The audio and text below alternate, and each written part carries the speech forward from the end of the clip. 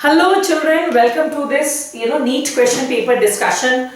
It is for past 11 years from 2010 to 2020. That is this year's paper. It includes this year's paper as well. And this is on class 12 chapter 11, that is biotechnology principles and processes.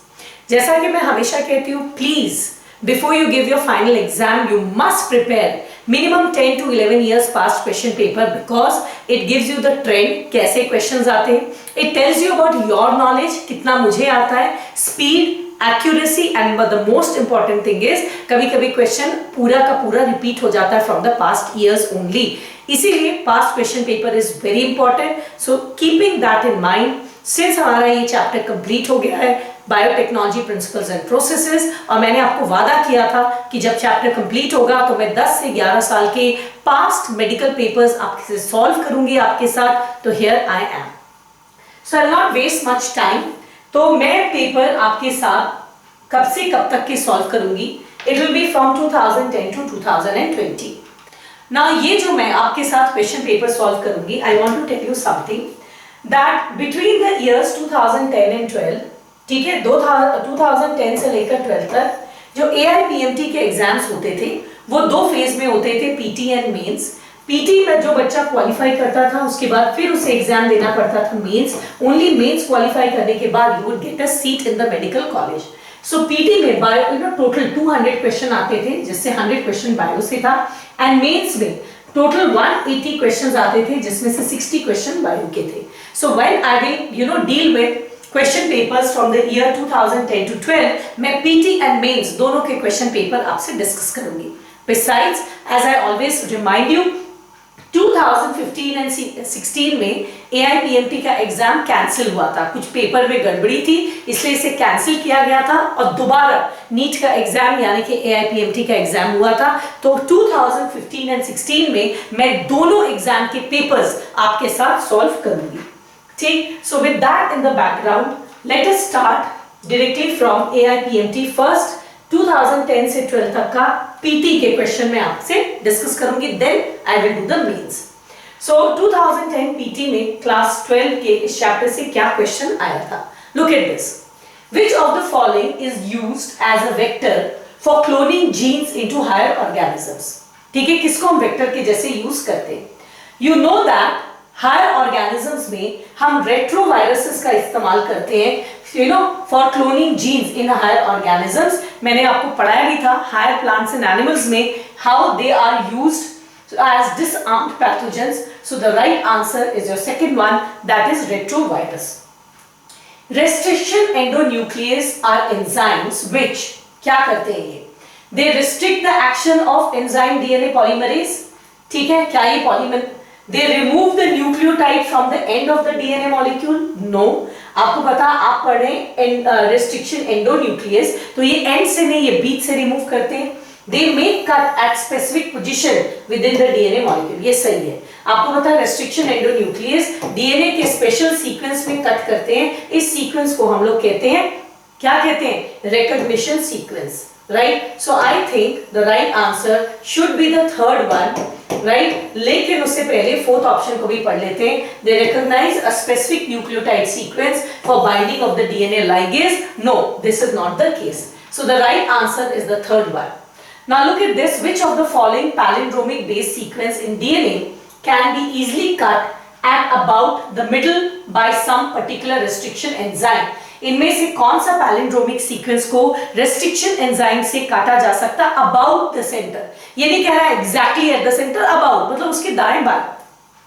अब इन चारों को आप देखिए, इनमें से कौन सा palindromic है. So this is GAATTC. इसको देखो, अगर इसको भी उल्टा पढ़ोगे GAATTC तो ऐसे तो देखकर यही लगता है. ये है GACGTA. Now this is not palindromic. देखिए उल्टा सेम नहीं पढ़ रहा है, wrong. CGTTCG, देखिए ये पैलिंड्रोमिक नहीं है.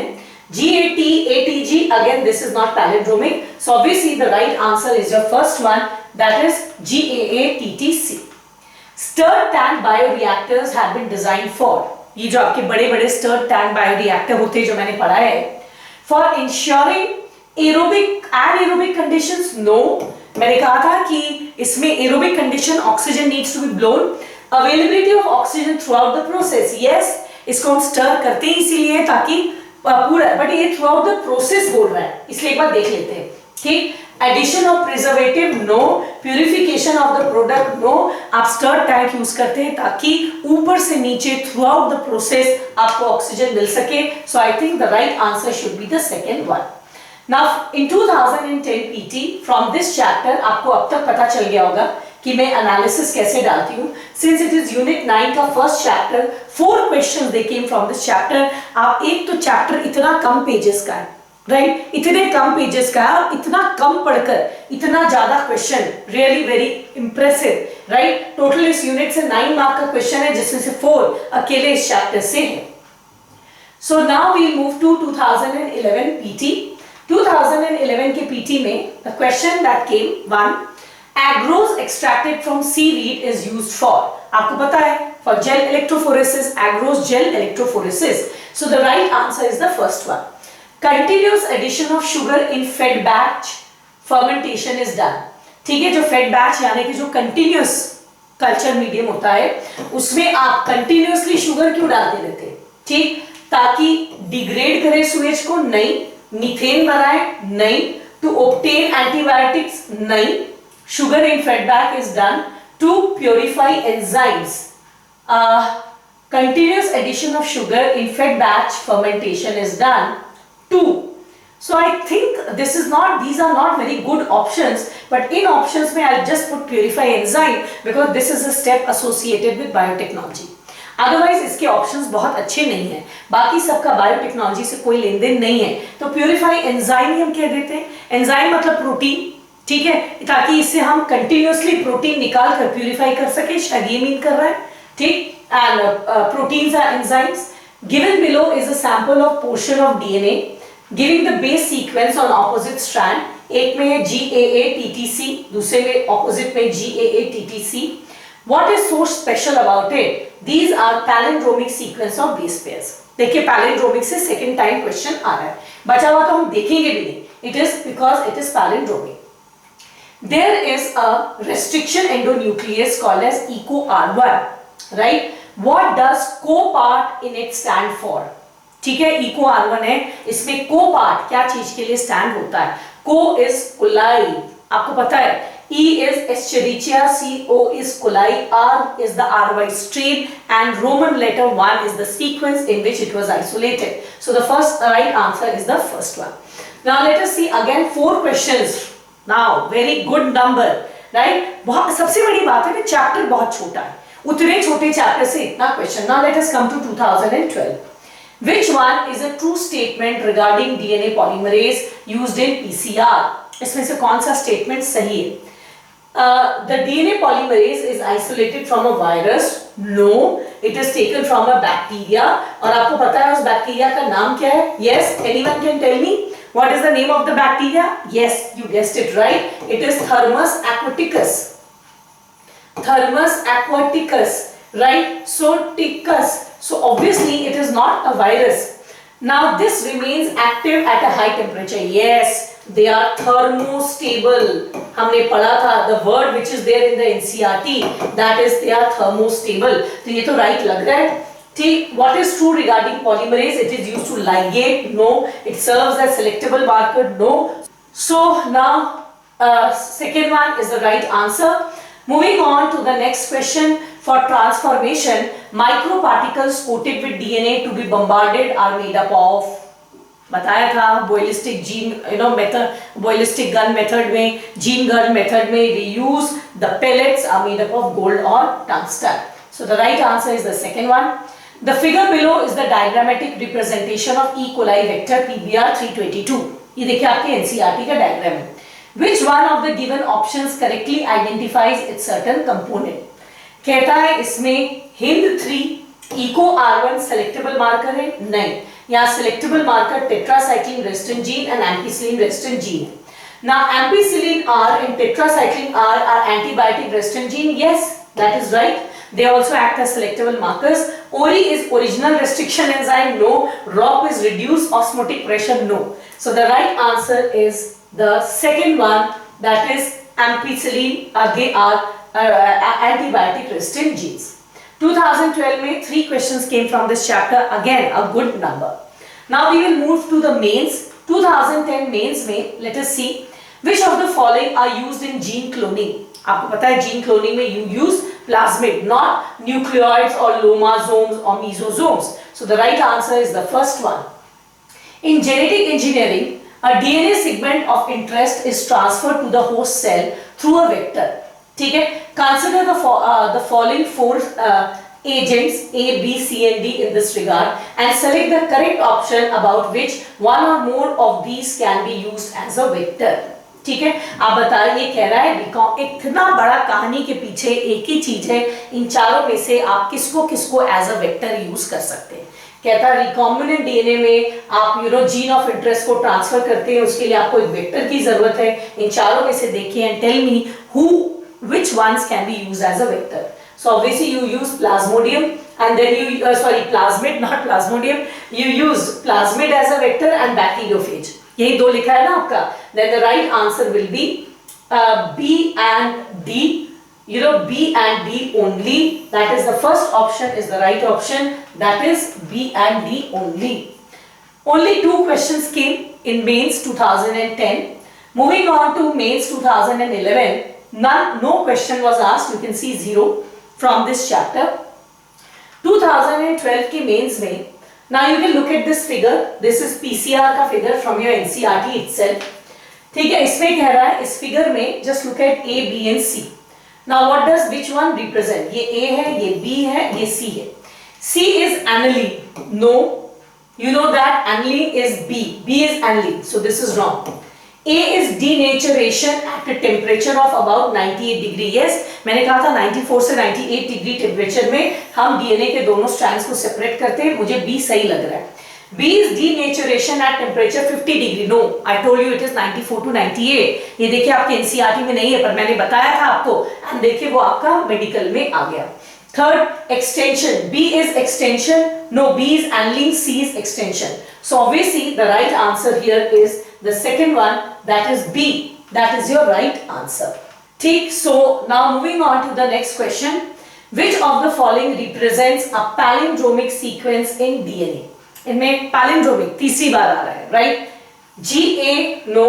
GAA, TTC, GAA, TTC. No doubt the right answer is the second one, B. Boilistic gun is suitable for. Boilistic gun method plants में यूज होता है. आपको याद है ना, मैंने बताया था कि प्लांट में सेल वॉल होता है जो रिजिड होता है, इसलिए हम बोइलिस्टिक गन का लेते हैं. सो यहाँ पर एक ही में मुझे प्लांट सेल दिख रहा है, मैं बचा हुआ पढ़ूंगी भी नहीं. It is use for transformation of what plant cells, transformation of rDNA in plant cells. ठीक, लेकिन आपके मेडिकल में ये लिखा है तो यही सही. सो the right answer here is the third one, that is transformation into the plant cells. In genetic engineering, the antibiotics that are used are, ठीक है, the antibiotics are used for genetic engineering में antibiotics को आप use किसके लिए करते हैं? You know that they act as selectable markers. One helps to distinguish between transformant from non-transformant, which one? Ampicillin, and the other one helps in distinguishing between recombinant from non-recombinant, which one? Tetracycline. हो गया? So this is what it is all about. Next, so from this year, 4 questions were asked. Again, a very good number. Moving on to 2013, the colonies of recombinant bacteria appear white. आपको पता है, जिसमें recombinant रहता है वो white होता है and non-recombinant blue रहता है. In contrast to blue colonies, by because of inactivation of glycosidase enzyme in recombinant bacteria. जो recombinant bacteria है, क्या उसमें galactosidase enzyme inactive हो जाता है?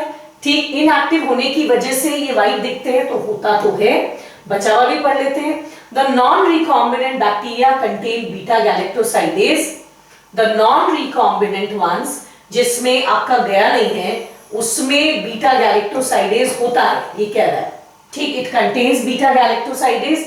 Insertional inactivation of beta galactosidase in non-recombinant bacteria. Actually, technically ये आपका this is the technical description.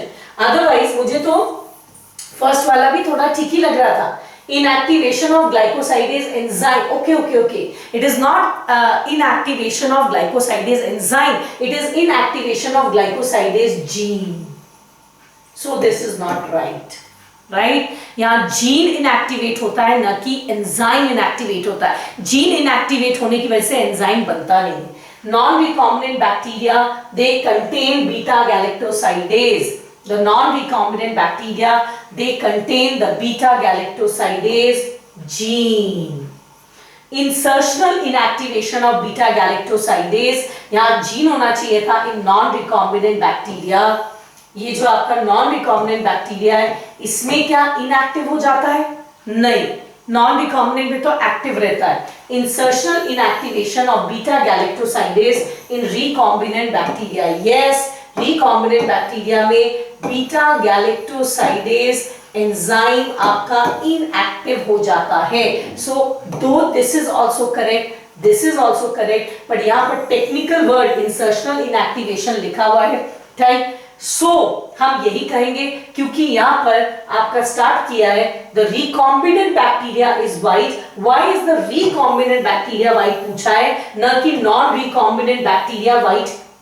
Understand? तो this is technically the most correct answer. ठीक है. मैं क्वेश्चन का आंसर हम लोग खोज रहे हैं. क्वेश्चन है colony of recombinant bacteria white क्यों है. कॉलोनी ऑफ रिकॉम्बिनेंट बैक्टीरिया इसलिए व्हाइट है क्योंकि उसका बीटा गैलेक्टोसाइडेज जीन का इंसर्शनल इनएक्टिवेशन किया गया है. ठीक है. So the right answer is your fourth one. Which of the following is not correctly matched for the organism and its cell wall degrading enzyme? Fungi chitinase right, bacteria lysozyme right, plant cell cellulase right, algae methylase. ऐसा कुछ हमने पढ़ा नहीं है. So the wrong one is the fourth one. DNA fragment generated by restriction endonuclease in a chemical can be separated by. ठीक है. आपको पता है DNA fragment का separation किससे किया जाता है? By agarose gel electrophoresis. So the right answer is the fourth one. Total 3 questions पूछे. Again a good number. Now moving on to 2014. Which vector can clone only a small fragment of DNA? मैं आपको बता दूं, इसके बाद में आपको कुछ statistics दूंगी. प्लाज्मिड जो है वो केवल छोटे डीएनए को ही क्लोन कर सकता है, बड़े साइज के डीएनए को क्लोन नहीं कर सकता. देखिए मैं यहाँ पर आपको एक statistics I just show you that cosmid can clone in case of plasmid it can clone bacteria of only length of 10 kilobase pairs. It can do of 45. It can do of 1 mega base pair and this is 300 to 350 kilo base pairs. Right. इन सबसे छोटा मतलब plasmid केवल बहुत छोटे DNA का vector का काम कर सकता है, बड़ा का नहीं कर सकता. ये आपको पता, जस्ट बता दूं, ऐसे कभी कभार थोड़ा क्वेश्चन एनसीईआरटी के बाहर आ जाता है. So plasmid can do it only up to 10 kilo base pairs. Cosmid can do up to 45 kilo base pairs. BAC can do up to 300 to 350 kilo base pairs, and YAC can do from 1 mega base pair to 1000 kilo base pairs.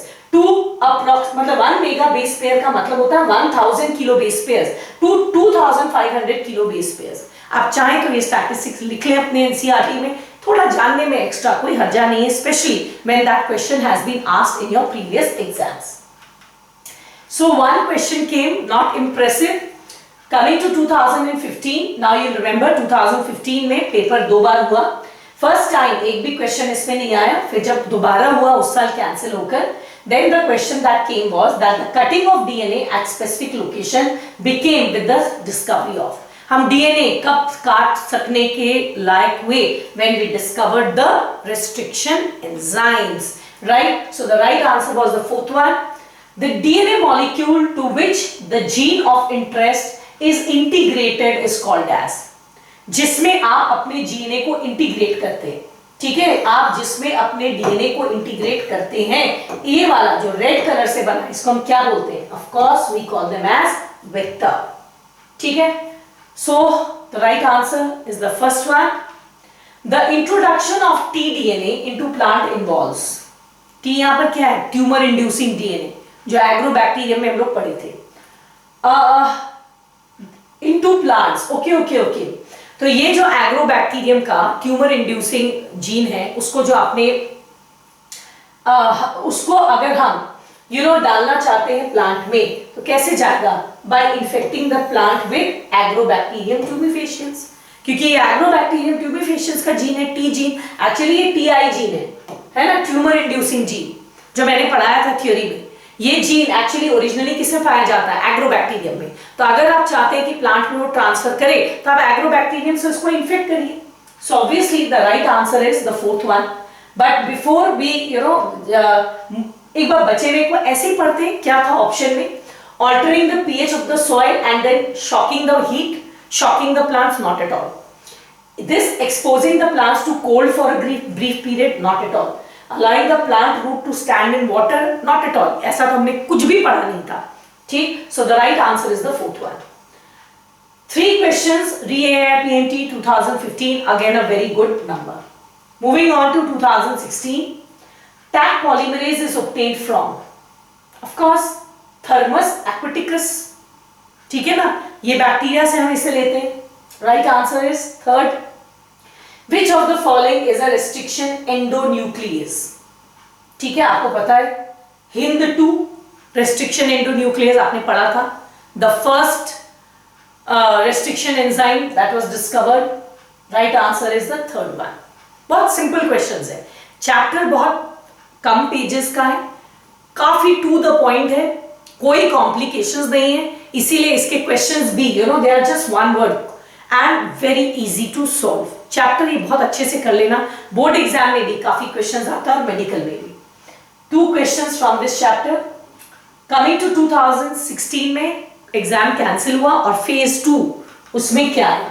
Stirred tank bioreactor has been designed for, see again a repeat question, so that availability of oxygen is there throughout the process. Exactly same चीज लिखा गया है यहाँ option में. Ensuring anaerobic, no. Aerobic. Purification of product, no. Addition of preservative, no. So exact answer is the first one.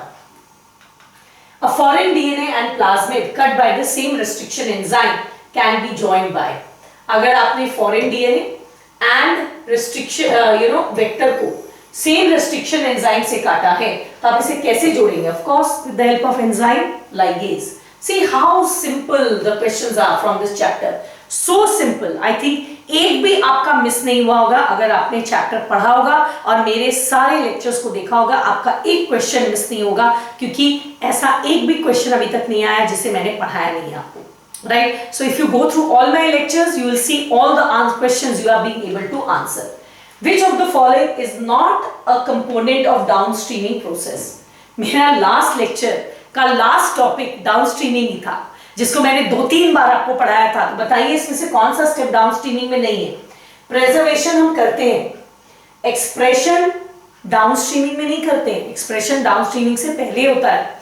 Separation करते हैं downstreaming में, जो हमारा प्यूर एक बार एक्सप्रेस कर गया प्रोटीन, पहले उसको हम सेपरेट करते हैं, ठीक, फिर इसको हम प्यूरिफाई करते हैं, फिर हम उसको प्रिजर्व करते हैं. Extraction is not a part of expression is not a part of downstreaming, right? So let us see what the answer is here. The answer is second one, as we discussed together. Moving on to the next question, which of the following restriction enzyme produces blunt ends? आपको याद होगा मैंने आपको blunt end and sticky end पढ़ाया था. आपके NCERT में नहीं है ब्लंट, मैंने आपको पढ़ाया था और मैंने एक टेबल भी दिया था about some of the restriction enzymes which produce blunt and.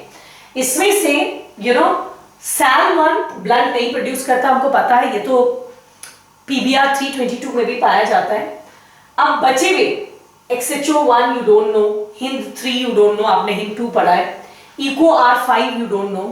No point guessing, just let me tell you the right answer. The right answer is EcoR5. ये जो EcoR5 है, EcoR1 it produces sticky ends and R5 produces blunt ends, right? तो आप एक आध question इस तरह के याद कर लो. ये बचे हुए 3 it produces sticky end, right? EcoR1 produces sticky end, this one produces blunt end. एक इसको याद कर लेना, क्या पता फिर कभी रिपीट हो जाए. Right answer is the fourth one. 4 questions again, very good number. ठीक है. Moving to 2017. 2017 में a gene whose expression helps to identify transformed cell is known as, ठीक है, जो जीन आपको ट्रांसफॉर्म को नॉन ट्रांसफॉर्म, रिकॉम्बिनेंट को नॉन रिकॉम्बिनेंट से सेपरेट करने में मदद करता है, वैसे जीन को आप कहते हैं सेलेक्टेबल मार्कर। आपको मैंने अच्छे से पढ़ाया था सेलेक्टेबल मार्कर पर, तो मेरा एक कंप्लीट लेक्चर भी है। So obviously it is the first one. DNA fragments are, we know it again and again, DNA is negatively charged. तो हम लोग नींद में भी बोल देंगे डीएनए के एक एंड में OH होता है फ्री, एक एंड में फॉस्फेट फ्री होता है, दोनों नेगेटिवली चार्ज आयंस हैं, तो डीएनए ओवरऑल नेगेटिवली चार्ज्ड होता है। Very easy questions, right? DNA fragments can be separated on agarose and can be visualised. Agarose gel electrophoresis में सिंपल पूछ रहा है आप कौन सा स्टेन इस्तेमाल करते हैं। You know that the stain that you use is ethidium bromide, right? NCERT का अगेन एकदम डायरेक्ट क्वेश्चन है, fourth one is the right answer. What is the criteria for DNA fragment movement on agarose gel during gel electrophoresis? क्या criteria? इस साल that means in the year 2017 दो question agarose jail पर ही आया था। आपको पता है the DNA is negatively charge, so it will move towards the positive charge electrode. DNA यहां पर हम वेल्स में डालते हैं, डीएनए खुद नेगेटिवली चार्ज है, राइट? तो ये पॉजिटिव इलेक्ट्रोड की तरफ मूव करता है जब हम सर्किट को कंप्लीट करते हैं, and the larger fragments they move slowly, so they are at the back, and the smaller they move fast, so they are in the front. So this way they resolve as per the size. तो पूछ रहा है what is the criteria for the movement? Movement का criteria क्या है? The larger fragment size, the farther it moves. No, the larger the size, the nearer it is to the source, not farther. The smaller fragment size, the farther it moves. Yes, जितना छोटा होगा उतना दूर ये जाएगा, further दूर जाएगा, तो ये सही लग रहा है। Positively charge fragments to move to further end, ऐसा कुछ है नहीं। Negatively charge fragment do not move, ऐसा तो कुछ है नहीं। सारे डीएनए नेगेटिवली चार्ज्ड है, यानी कि this one is the right answer. जितना छोटा होगा फ्रैगमेंट उतना ज्यादा दूर वो जाएगा, right? So the right answer should be the second one. So 4 questions in 2017, again a very good number. Coming to 2018, the correct order of steps थोड़ा सा blurred है, I hope आप फिर भी समझ जाएंगे। The correct order of steps in PCR, तो आपको पता है PCR में सबसे पहले आप हीट ट्रीटमेंट से जो दोनों स्ट्रैंड्स है आपके डीएनए को, आप इनको आपस में सेपरेट करते हैं, and this process is called as denaturation. Denaturation 2 में है। उसके बाद आप इन सेपरेटेड डीएनए फ्रैगमेंट्स पे आरएनए प्राइमर अटैच करते हैं जिसको हम कहते हैं एनेलिन, एंड बाद में हम यहाँ पर पॉलीमरेज की मदद से डीएनए के स्ट्रैंड्स का कंप्लीट करते हैं, यानी कि रेप्लिकेट करते हैं, which is known as extension. Again see such a simple question directly from NCERT. Chapter छोटा है, बहुत कम पेजेस का है, बहुत क्वेश्चंस आते हैं, एंड सबसे बड़ी बात है चैप्टर कॉम्प्लिकेटेड नहीं है, तो क्वेश्चंस भी, चैप्टर थोड़ा सा ट्रिकी है वो हम लोग पढ़ा देते हैं, बट क्वेश्चंस एकदम डायरेक्ट है, right? So the fourth hour, one question came in 2018। चलिए अब लास्ट 2 इयर्स में कितना आया है वो देखिए हम। 2019, following statements describe the characteristic of the enzyme restriction endonuclease. ठीक है, आइडेंटिफाई द इनकरेक्ट स्टेटमेंट। इनमें से कौन सा स्टेटमेंट रेस्ट्रिक्शन एंडोन्यूक्लियस के लिए गलत साबित होता है? The enzyme recognises a specific palindromic nucleotide sequence in the DNA. Yes, this is right. The enzyme cuts the DNA molecule at identified position within the DNA. Yes, fixed जगह पर काटता है, हर का कटिंग पॉइंट भी fix है, ठीक? So there is a recognition sequence. Say the recognition sequence is GAATTC, ये पहला पॉइंट था, एंड इसमें भी वो फिक्स जगह पर काटेगा। अगर वो इको R1 है तो जब भी काटेगा G and ए के बीच में काटेगा. The enzyme binds DNA at specific sites and cuts only one of the two. No, this is the wrong one. It cuts both the DNA. इसीलिए हम लोग पैलिंड्रोमिक सीक्वेंस लेते हैं. It cuts both of them ना. One is 5 prime 3 prime and the other will be 3 prime 5 prime. अगर आप लिखोगे तो दूसरे में भी GAATTC होता है, तो ये दोनों को काटता है. So this statement is wrong. The enzyme cuts the sugar phosphate backbone. Yes, ये G और A के बीच का sugar phosphate backbone को काटता है. So which one is the wrong one? Obviously, the third one is the wrong one. DNA precipitation out of a mixture of molecule can be achieved by. आपको याद है मैंने कहा था, या जो मेरे लास्ट लेक्चर था उसमें मैंने आपको बताया था, लास्ट है नहीं, I think second last lecture में मैंने आपको बताया था मेरा कि ये जो डीएनए है वो सारा इस वेस्ट के साथ, इम्प्योरिटीज के साथ मिक्स हो जाता है. तो इसमें हम लोग चिल्ड इथेनॉल डालते हैं ताकि ये डीएनए ऊपर की तरफ आपका प्रेसिपिटेट हो जाए. सारे डीएनए ऊपर की तरफ जाकर प्रेसिपिटेट हो जाते हैं. सो obviously it is made with the help of chilled ethanol. Right answer is the third one. 2019 में 2 क्वेश्चन आया. And now the most exciting part of this lecture, इस साल जो नीट का एग्जाम हुआ पूरे कोविड के बीच में, ठीक, उसमें इस चैप्टर से कितने क्वेश्चंस आए और क्या आया. NEET 2020, the sequence that controls the copy number of DNA in the vector is termed as.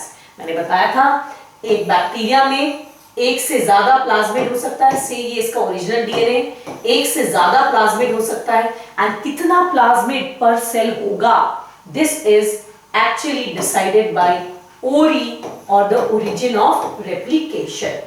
Right? So the right answer is the fourth one, that is ORI or the origin of replication. The specific palindromic sequence which is recognized by ECOR1. See repeat question. ECOR1 का है GAA-TTC, GAA-TTC. So the right answer is the third one. ये तो बहुत बार repeat हुआ है, ठीक? In gel electrophoresis, separated DNA can be visualized with the help of gel electrophoresis. में ये जो DNA सेपरेट होता है, ये तो कलरलेस होता है, दिखता नहीं, राइट? ठीक है, ये दिखता नहीं है. तो इसको हम आइडेंटिफाई कैसे करते हैं? By treating it with a stain called as ethidium bromide. ये दोनों में है. एंड देन इथिडियम ब्रोमाइड के अलावा हम यहाँ पर कौन सा रेडिएशन पास करते हैं? आपको मैंने बताया था with the help of UV radiation and not infrared radiation. So the right answer is of course the fourth one, as you can see here.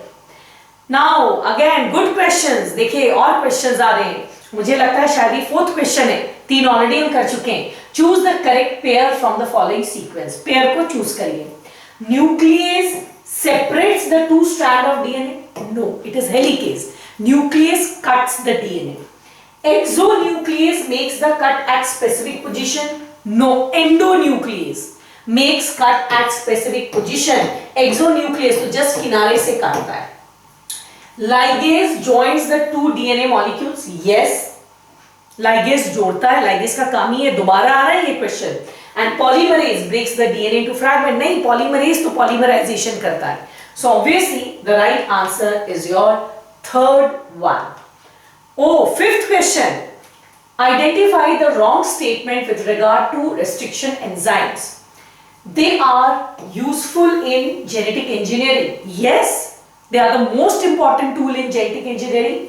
The sticky ends can be joined with DNA ligase. Now this was a very good, good तो नहीं बोलूंगी, मुझे तो ये question बहुत good नहीं लगा, बड़ा ट्रिकी क्वेश्चन है. पहले सारा पॉइंट्स पढ़ लो फिर हम डिस्कस करेंगे.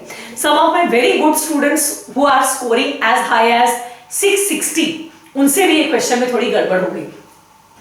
They are useful in genetic engineering. Yes. पहले बच्चे में देख लो. I'll come back to this point. Each restriction enzyme functions by inspecting the length of the DNA. Yes. Restriction enzyme पहले DNA की इंस्पेक्शन करता है और फिर अपने recognition sequence पर ही काम करता है. तो ये भी सही है. So this is correct. This is correct. They cut the DNA strand at palindromic site. Yes, जो रेस्ट्रिक्शन एंजाइम हम यूज करते हैं, रेस्ट्रिक्शन एंडोन्यूक्लियस, ये अपने पैलेंड्रोमिक साइट पर ही न्यूक्लियोटाइड्स, दो न्यूक्लियोटाइड के बीच में काटता है। अब आ जाते हैं sticky ends can be joined by using ligase. आप बोलोगे मैम ये भी तो स्टेटमेंट राइट है स्टिकी एंड को एक्चुअली लाइगेज से ही जोड़ते, बट यहाँ क्वेश्चन किसके बारे में पूछा है, रेस्ट्रिक्शन एंजाइम। रेस्ट्रिक्शन एंजाइम का इससे क्या लेन then? Got my point? Why this is wrong? The statement is right, but हम यहाँ पर पूछ रहे हैं which of the statement is wrong with regard to restriction enzyme? Restriction enzyme के regard में कौन सा wrong है? तो restriction enzyme का ligase से कोई लेन देन नहीं है, so this one is the wrong. This question is not a very good question, but this is good as quality wise नहीं है, but this is good question because ये आपके mental stability को check कर रहा है कि आप एग्जामिनेशन हॉल में कितने शांत हैं। You know these questions are just to test whether as a doctor are you a stable person. आप गए ओटी में किसी को ऑपरेशन करने और नर्वस हो गए, so you must have a mental stability. तो जस्ट ये देखने के लिए कि भाई लाइगेज का रेस्ट्रिक्शन एंजाइम से क्या लेन देन, बस इसीलिए क्वेश्चन सेट हुआ।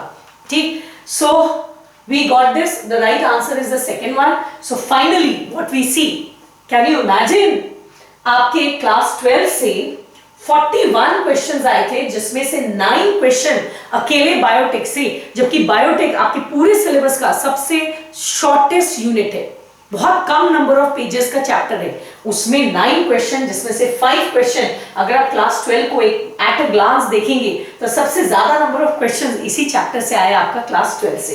सो इस साल ऑलमोस्ट 50% 11 एंड 12 से आया, जिसमें बायोटेक्नोलॉजी का ये वाला chapter was actually a very important chapter. तो जब हमने इतना पढ़ लिया तो let us have a glance overall इस चैप्टर का क्या इंपॉर्टेंस है। So if you look from 2010 to 2020, past 11 years, जिसमें PT mains and re exam को भी हम लेकर चल रहे हैं, दैट मींस हम लोग अप्रोक्सीमेटली 15 और मोर पेपर्स को चेक कर रहे हैं। तो कितने क्वेश्चंस आए? 4 2 4 0 3 4 3 1 0 3 2 4 4 1 2 5. Overall, how will I rate this chapter? I will rate it as very important, right? So with those words, I will just say कि चैप्टर को तो भैया thoroughly कर लो, क्वेश्चंस बहुत इजी हैं, डायरेक्ट एनसीईआरटी से है, बहुत तामझाम नहीं है क्वेश्चन में, ठीक, एंड बहुत सारे क्वेश्चंस आ रहे हैं। नाउ दैट यू नो कि जो मैंने पढ़ाया that is absolutely sufficient for the NEET papers, and we have also discussed in my previous lecture about the 10 years board question paper from this chapter. वो भी हमने देखा कि कैसे solve करना है, and everything came within what I taught you. So I hope now not only you have learned the entire chapter, but you have passed solved the past papers, and अगर आपसे solve हो गया that means you are really confident enough for this chapter. So अपना confidence बनाओ, chapter को अपने कब्जे पे लाओ, ताकि नेक्स्ट चैप्टर जाने से पहले ये आपका कंप्लीट हो जाए, ठीक। सो नाउ जब ये हमारा चैप्टर कंप्लीट हो गया with all questions, board papers, all theory, everything, in my next lecture we'll meet again, we'll start the next chapter from the unit biotechnology, that is applications in biotechnology. ये वाला portion हम start करेंगे, तब तक पढ़ते रहिए। We'll meet very soon, good luck and good bye.